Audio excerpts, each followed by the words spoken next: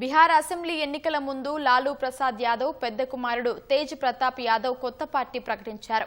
Party పేరును జనశక్తి జనతాదళ్ గా పేర్కొన్నారు. ఇందుకు సంబంధించిన పోస్టర్ను సామాజిక మాధ్యమం ఎక్స్ లో ఆయన పోస్టు చేశారు.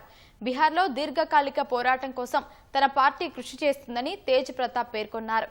పార్టీ ఎన్నికల చిహ్నంగా బ్లాక్ బోర్డును ప్రకటించారు. అయితే ఎన్నికల సంఘం వర్గాలు ఈ పార్టీ రిజిస్ట్రేషన్ లేదా చిహ్నం కేటాయింపు గురించి ఇప్పటి వరకు తమకు సమాచారం లేదని తెలిపాయి.